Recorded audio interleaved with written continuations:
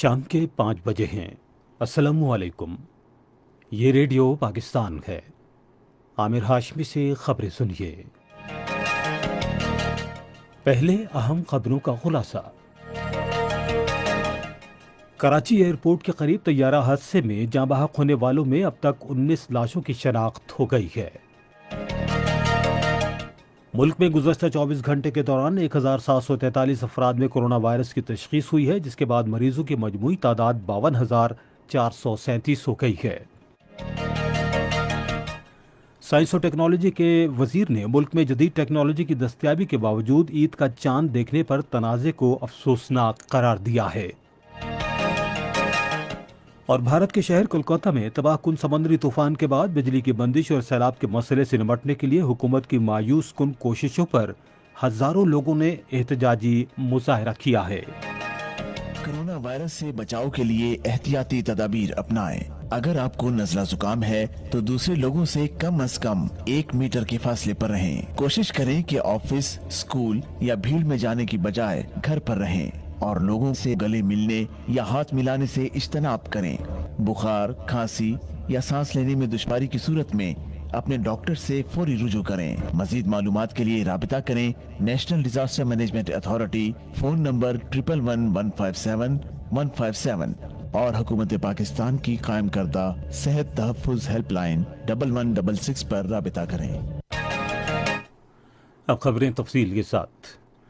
حکام نے تصدیق کی ہے کہ کراچی میں طیارہ حادثے میں صرف 2 مسافر زندہ بچے ہیں اور 97 جاں بحق مسافروں میں 26 خواتین، 68 مرد اور 3 بچے شامل ہیں۔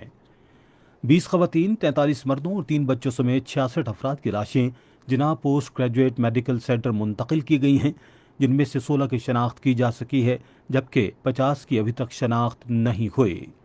31 لاشیں ڈاکٹر رتفاؤ سول ہسپتال لائی گئیں، جن میں 6 خواتین اور 25 مردوں کی نعشیں ہیں۔ ان میں سے 3 نعشوں کی شناخت میجر شہریار، لیفٹیننٹ بالاج اور سید دانش شاہ ولد سید احد شاہ کے نام سے ہوئی، جبکہ 28 نعشوں کی شناخت نہیں ہو سکی۔ ڈی این اے نمونے کے لینے کے بعد 21 نعشوں کو چھیپا ویلفیئر کے مردہ خانے اور 45 کو ایدھی کے مردہ خانے منتقل کر دیا گیا ہے۔ سعودی عرب کے ولی عہد شہزادہ محمد بن سلمان بن عبدالعزیز السعود نے کراچی میں پی آئی اے کے طیارے کے حادثے پر گہرے دکھ اور افسوس کا اظہار کیا ہے۔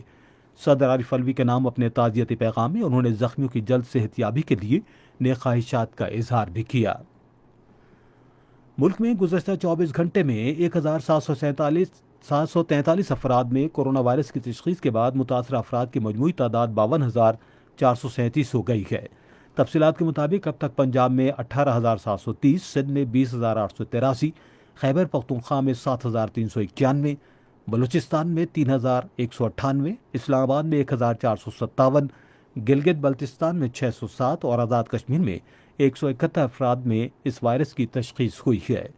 وائرس سے اب تک 16,653 مریض صحت یاب ہوئے ہیں، جبکہ گزشتہ ایک روز میں مزید 34 افراد جاں بحق ہوئے، جس کے بعد یہ تعداد 1,101 ہو گئی ہے۔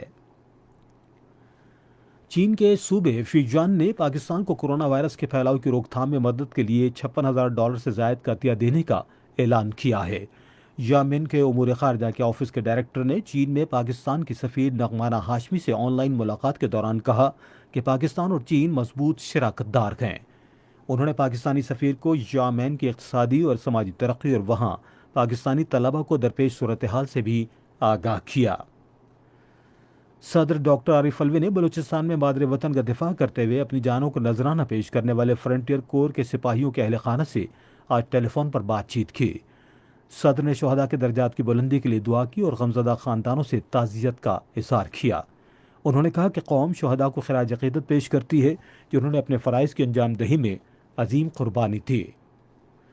وزیر خارجہ شاہ محمود قریشی نے کہا ہے کہ بھارت نے کورونا وائرس کی وبا کی آڑ میں مقبوضہ جموں و کشمیر میں لاک ڈاؤن مزید سخت کر دیا ہے۔ انہوں نے ان خیالات کا اظہار اسلامی تعاون تنظیم کے سیکرٹری جنرل یوسف بن احمد الاشیمین سے ٹیلی فون پر بات چیت کرتے ہوئے کیا۔ وزیر خارجہ نے کہا کہ بھارتی فوج نے مقبوضہ وادی میں مظالم اور شہریوں کو ماورائے عدالت شہید کرنے کا سلسلہ تیز کر دیا ہے۔ سائنس اور ٹیکنالوجی کے وزیر فواد چودھری نے کہا ہے کہ جدید ٹیکنالوجی کی بدولت چاند دیکھنا اب کوئی پیچیدہ مسئلہ نہیں ہے۔ انہوں نے آج اسلام آباد میں ایک نیوز کانفرنس سے خطاب کرتے ہوئے اس بات پر افسوس ظاہر کیا کہ پاکستان میں رمضان اور عید کا چاند دیکھنا ہمیشہ متنازع رہا ہے۔ انہوں نے کہا کہ موجودہ حکومت یہ تنازع ختم کرنے کے لیے پرعزم ہے۔ اس مقصد کے لیے ایک کمیٹی بنائی گئی ہے جس نے اسلامی کیلنڈر تیار کیا۔ انہوں نے کہا کہ رویت ایپ بھی تیار کی گئی ہے جو چاند کے بارے میں معلومات فراہم کرتی ہے۔